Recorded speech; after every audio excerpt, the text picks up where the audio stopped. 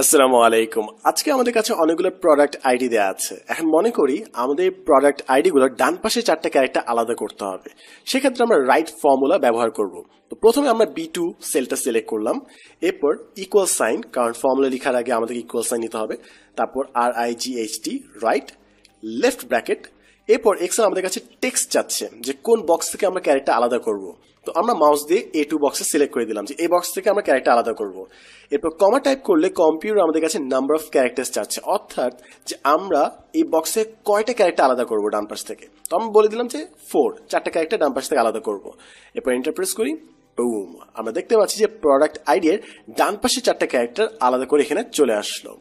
এখন এই ফর্মুলাটা সব জায়গায় যদি নিয়ে যেতে চাই সেক্ষেত্রে একটা ইজি শর্টকাট আছে, সেটা হচ্ছে বক্সের নিচের ডান পাশে দেখবেন সবুজ একটা বক্স আছে, ওটাতে ডাবল ক্লিক করেন, বুম, আমাদের সবগুলো বক্সে ফর্মুলাটা চলে আসলো এবং সবগুলো প্রোডাক্ট আইডি এর ডান পাশে চারটা ক্যারেক্টার আমরা পেয়ে গেলাম।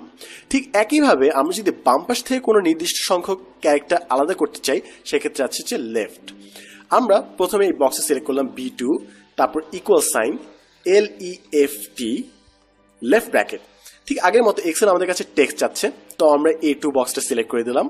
এরপর আমরা কমা দিলে এক্সেল আমাদের কাছে নাম্বার অফ ক্যারেক্টার চাচ্ছে, তো আমরা এবার বাম পাশ থেকে খালি একটা ক্যারেক্টার নিব, কারণ M অথবা F আসবে যদি বাম পাশ থেকে একটা ক্যারেক্টার নেই, এবং M অথবা F দিয়ে আমরা বুঝে যাব যে কার জেন্ডার কি।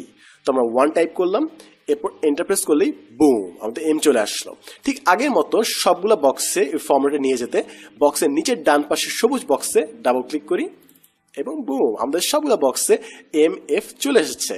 তো অনেক সময় এক্সেল অনেক ডেটা থাকার কারণে জায়গা সংকলন হয় না, তো এরকম লেফট অথবা রাইট ব্যবহার করে আমরা অনেক ডেটা ছোট করে ব্যবহার করতে পারি। তো আজকের জন্য এতটুকুই, দেখা হবে নেক্সট এপিসোডে। আমি Sadman Sadiq, and as always, thanks for watching and don't forget to share this video.